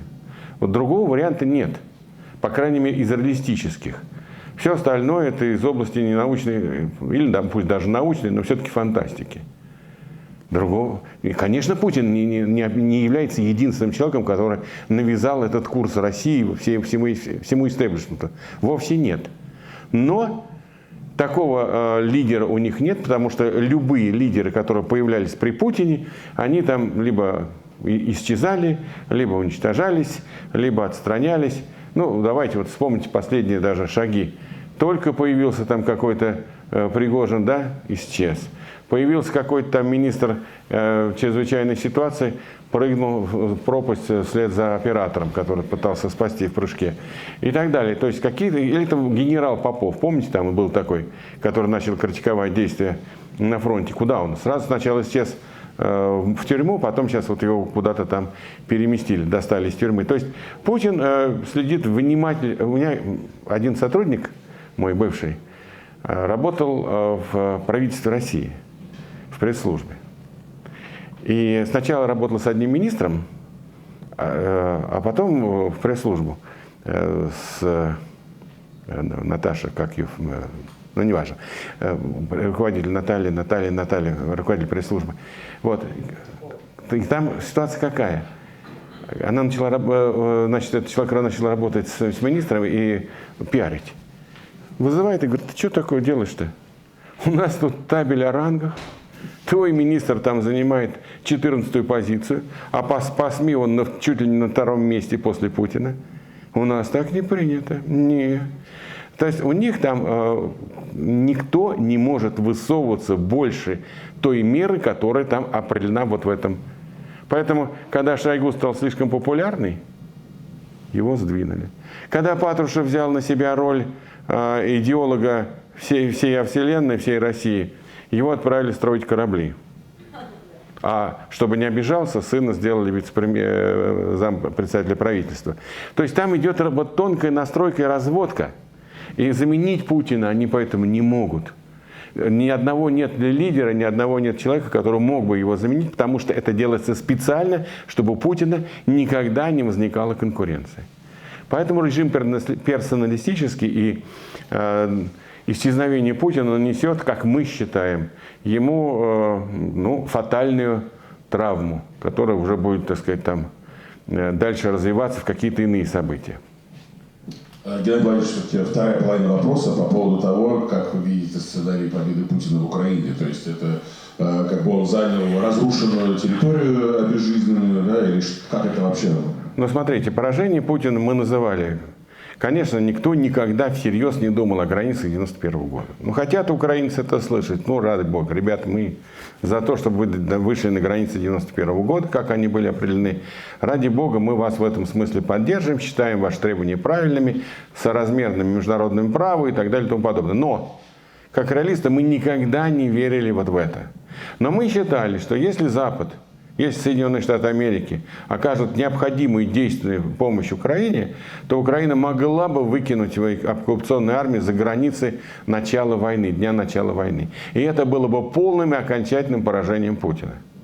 Также украинская армия, предположим, каким-то масштабным наступлением могла бы, допустим, освободить Крым от российского присутствия военного. Это тоже было бы полное поражение Путина. Что сейчас может быть поражением Путина? Нет, наоборот, Вопрос, собственно, наоборот. Я вернусь к этому. Сейчас поражение Путина может, предположим, перерубание сухопутного коридора, я на карту просто смотрю, в Крым. Это будет уже удар серьезный по режиму, понятно, по его неспособности побеждать и добиваться каких-то целей. Теперь, что мы говорим, к чему, я думаю, Трамп склонит Украину. Я думаю, что как минимум вся та территория, которая захвачена, она будет временно оккупирована на неопределенное долгое время и будет считаться российской территорией. И это будет великой победой Путина, которая будет преподнесена оболваненному народу как чуть ли не событие, равной победы там, над нацизмом в Европе. Но это же победа Украины все равно. Нет. Она выстояла. Нет. Нет. Но вы хотите предложить Путину свой вариант? Пожалуйста, я не против. Но, безусловно, сохранение нынешней оккупированной территории Украины будет тяжелейшим поражением даже не Украины. Это будет тяжелейшим поражением всего мира, который оказался не способен обуздать агрессора. В отличие от мира там, с 1939-1945 годов, когда весь мир сосредоточился и обуздал агрессора и пришел к нему в бункер, да, то к этому в бункер никто не приходит. И пусть даже и в бункер не надо приходить, надо нанести ему было поражение на территории Украины. В бункер, понятно, никто не придет, 6 тысяч ядерных боеголовок снимает этот вопрос с повестки дня. А поражение, это будет видно как победа полная, это будет видно то, что с Путиным ведут диалог самые выдающиеся лидеры современности. Там Путин снова стал руководителем, равным там Трампу, а даже выше его, судя по его, так сказать, действиям, и Си Цзиньпину китайскому. Ну и вообще, так сказать, человек, который решает судьбу мира. Для него это вполне достаточно. Они и раньше были готовы. Если мы вспомним с вами стамбульские переговоры, то там вообще должен быть был размен Донбасс, Луганск, Россия, Запорожье и Херсон отдается Украине, но признается Крым российским. Там вот такая была предложена схема в Стамбуле, и она была добавлена, в общем-то, унизительным требованием для Украины там не вступать в НАТО, не вооружать армию, иметь армию не более 250 тысяч, ну и реализовать принципы федеративного государства, то, чтобы там можно было эти регионы с ними дальше работать. То есть Украина отказалась тогда в 1922 году от этих стамбульских договоренностей по причине их унизительности. Сейчас мы видим, к сожалению, что из союзников Украины выбыл главный союзник, это называется Соединенные Штаты Америки. А так как Соединенные Штаты Америки осуществлял примерно 50% общего финансирования и, наверное, 60% поставок оружия, то, естественно, сейчас Трамп будет додавливать, на мой взгляд, мое личное мнение, никому не навязывать, он будет додавливать Украину до согласия уступить эти оккупированные территории и признать Крым российским. Я думаю, что вот это будет навязываться Украине в обмен на какие-то гарантии безопасности. Честно говоря, если честно сказать, если говорить вообще стратегически, это не будет поражением полным Украины. Украина все равно вернет свои эти территории, но позже и дипломатическим, политическим путем, когда исчезнет путинский режим. Но вы сами понимаете, что тут временные рамки определить крайне сложно. Сейчас статус-кво.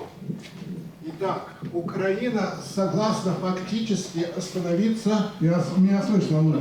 Прекрасно. Я как понимаю ситуацию. Украина согласна не юридически, а фактически линию прекращения огня на оккупированных территориях.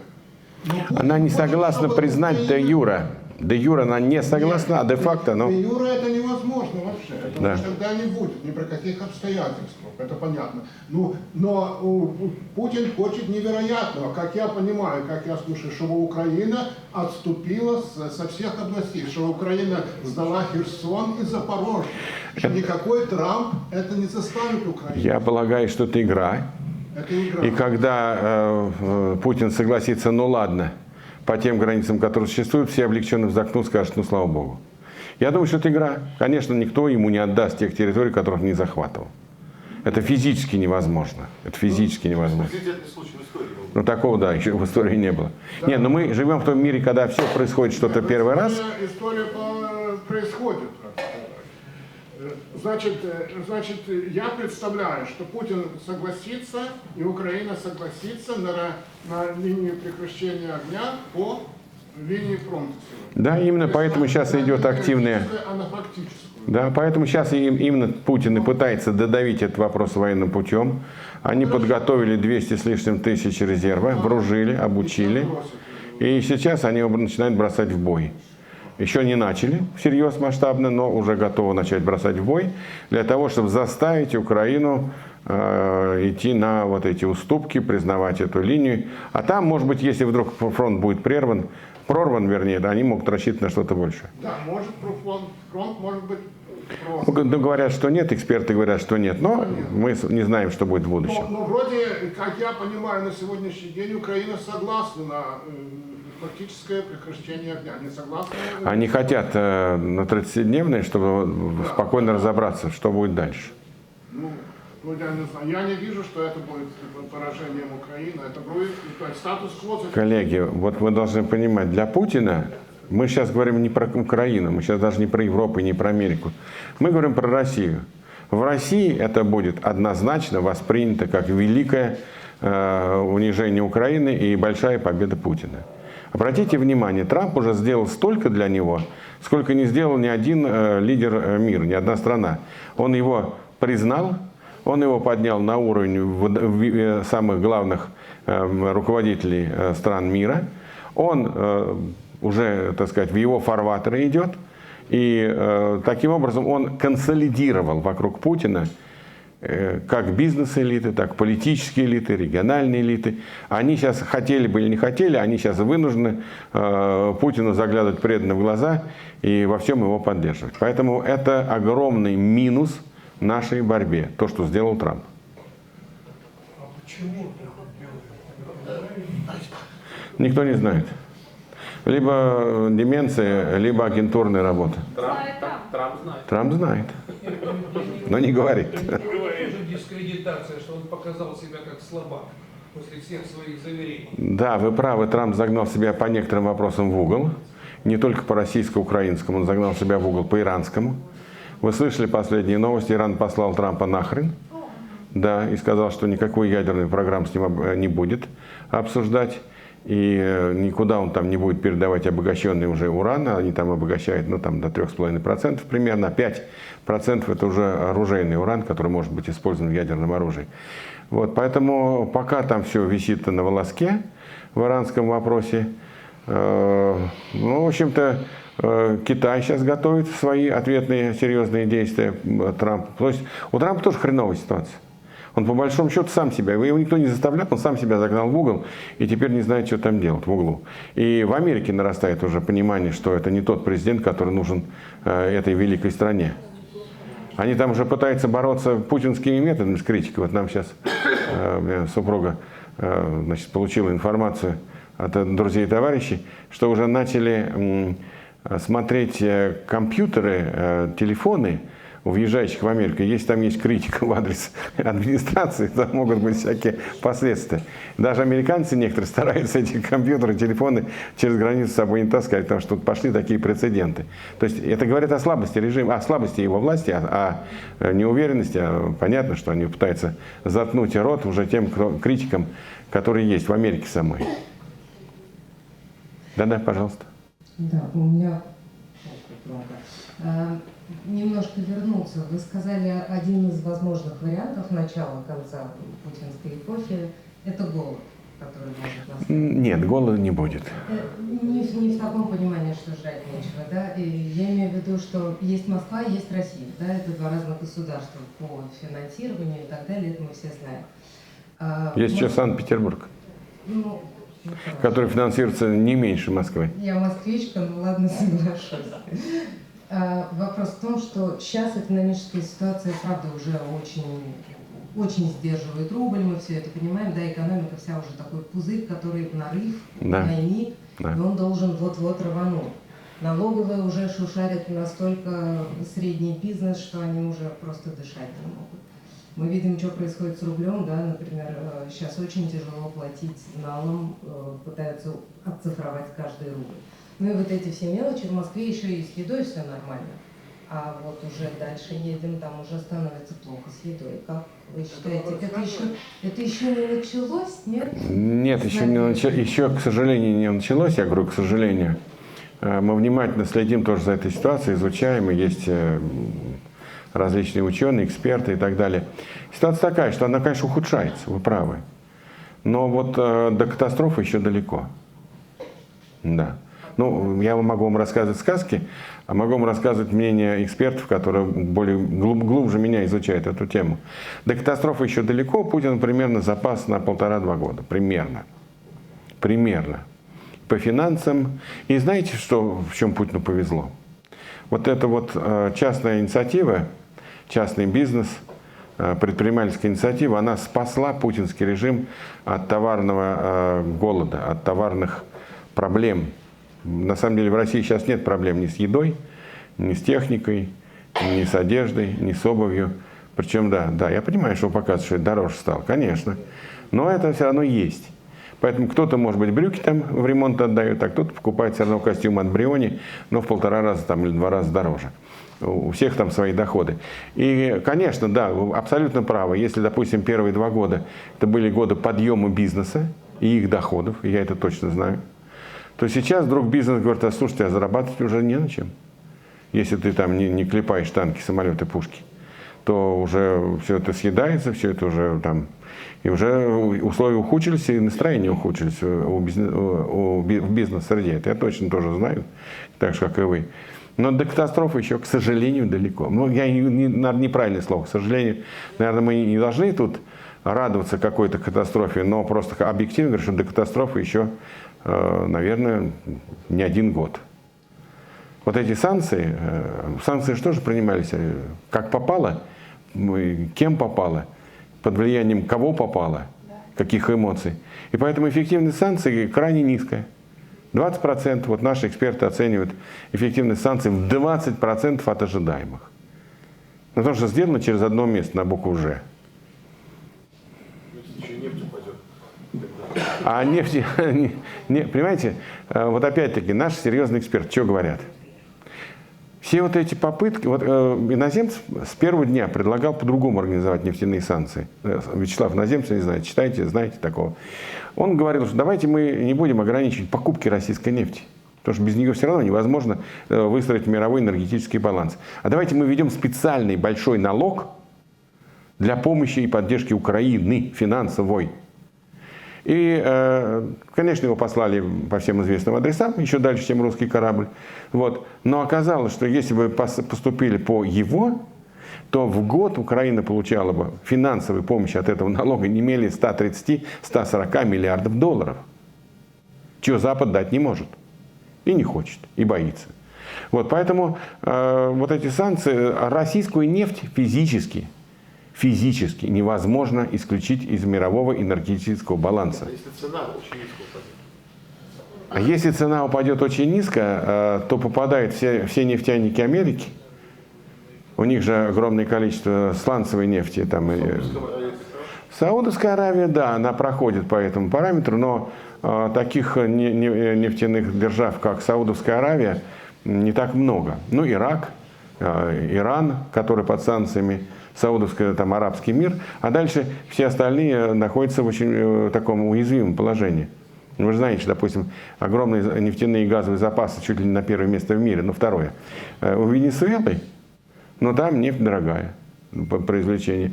Поэтому исключить российскую нефть, которая занимает до 15% мирового баланса, невозможно. 8% был дефицит нефти в 80-х годах, разразился страшный энергетический кризис, который там привел к огромным негативным последствиям на Западе. А тут 15%. Произошло просто перемещение. Те, кто покупал российскую нефть, стали покупать арабскую, а те, кто покупал арабскую, покупают российскую. Вот примерно так сейчас оно и происходит. Почему все вот эти меры, там, давайте мы ограничим, давайте мы введем 500% санкции, тарифы, все это из разряда ненаучной фантастики. Ну, физически надо что-то сжигать, чтобы работали электростанции. Сегодня почему зеленая энергетика ничего сделать не может? Потому что рост потребностей в электроэнергии выше в 3 раза, чем развитие зеленой энергетики. И сейчас, почему сейчас мир опять собирается вернуться к атомной энергетике? А потому что растет потребность гораздо быстрее, чем возможность эту энергию произвести. Поэтому не хватает нефти, не хватает мазута, не хватает угля. Уголь пока еще, так сказать, там меньше все-таки старается. Газ, нефть, все это, нефтепродукты, все это сгорает для получения электрической энергии. И заместить это нечем физически. Просто физически. Если не погрузить мир в коллапс мощнейшего энергетического кризиса. Вот она такая ситуация.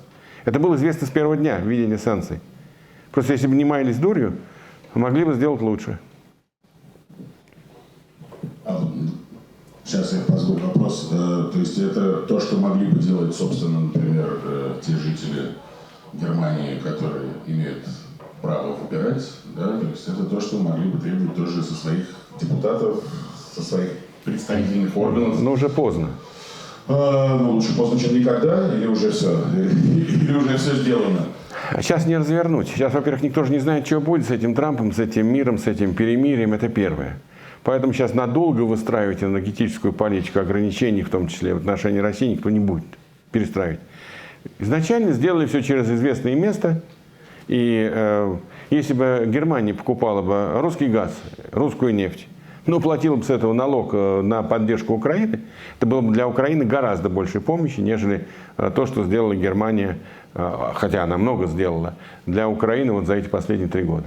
Вот элементарно, просто берется на калькуляторе и считается. А все вот эти меры, там, ограничения потолка цен, там, украинцы били по заводам этим перерабатывающим. Чем это кончилось? Россия стала продавать сырую нефть. «Газпром» вообще не под санкциями, чтобы вы знали. «Газпром» вообще не под санкциями. Геннадий Владимирович, еще раз, извините ради Бога, ваше мнение, когда все-таки закончится война с Украиной? То есть на сегодняшний день это, в общем-то, вопрос, который везде на первом месте. Но я могу смело сказать, что как исчезнет Путин, закончится война с Украиной. Только мы не знаем, когда. А если сейчас говорить о таком реалистичном, опять-таки, мы же не знаем, что решит Европа. Насколько она решится на большие объемы помощи Украине.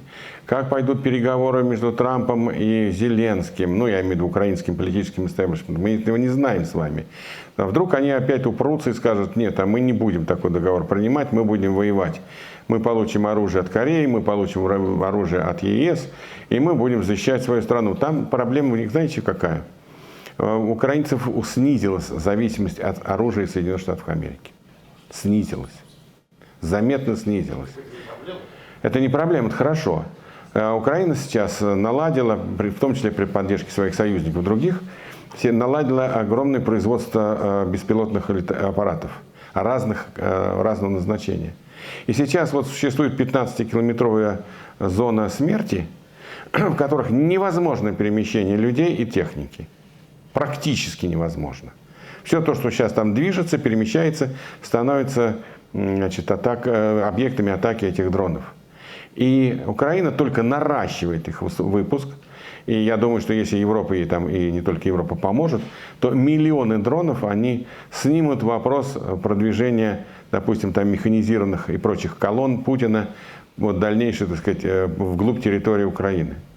Там меняется характер войны. Сейчас выходит искусственный интеллект на первой позиции.